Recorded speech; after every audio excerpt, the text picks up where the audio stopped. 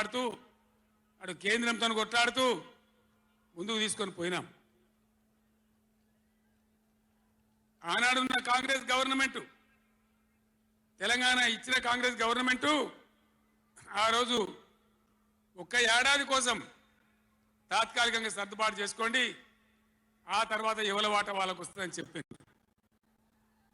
ఆనాడిగా bill pass కావాలి, తెలంగాణ రావాలి, ఇది ఒక ఆటంకం కాకూడదని సరే కానీ అని తర్వాత చూసుకుందామని చెప్పినాం.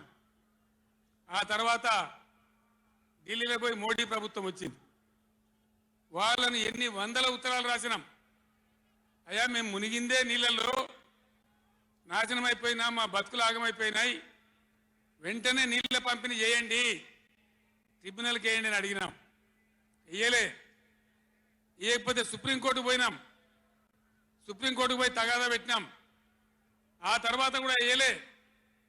తర్వాత ఒక రోజు మళ్ళీ మీటింగ్ జరిగితే నేను గట్టిగా నిలదీస్తే మీరు కేసు బంద్ చేయండి, మేము ట్రిబ్యునల్కి ఇస్తామని చెప్పినారు. సరే మంచి మాట ఇచ్చేటోళ్ళు వాళ్ళు కాబట్టి, కేంద్ర ప్రభుత్వం కాబట్టి కేసు విత్డ్రా చేసుకున్నాం. ఆ తదనంతరం వేయలే ట్రిబ్యునల్ తొందరగా. 100 ఉత్తరాలు రాసిన నేను. ఇగో నా పక్కనే కూర్చున్నారు కేశవరావు గారు, నామా నాగేశ్వరరావు గారు, స్టేజ్ మీద మన పార్లమెంట్ మెంబర్లు అందరు ఉన్నారు, మన ఎంపీలు అందరు ఉన్నారు. లోక్సభను స్తంభింపజేసినాం.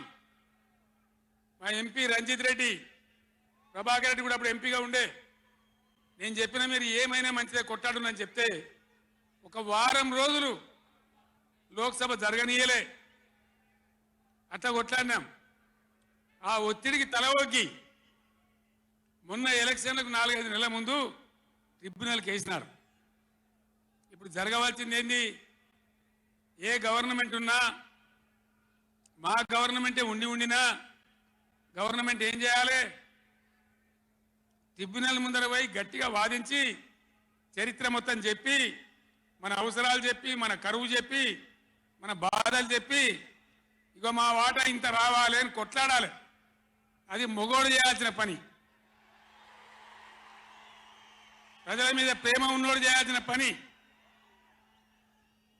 మీకేం కోపం వచ్చిందో, ఏం భ్రమల పడ్డారో, పాలిచ్చే బర్రెను ఆయన అమ్మేసి దున్నపోతుని తెచ్చుకున్నారు. ఇక తర్వాత ఏం నడుతుందో 3వ నెల మీరు కళ్ళారా చూస్తున్నారు.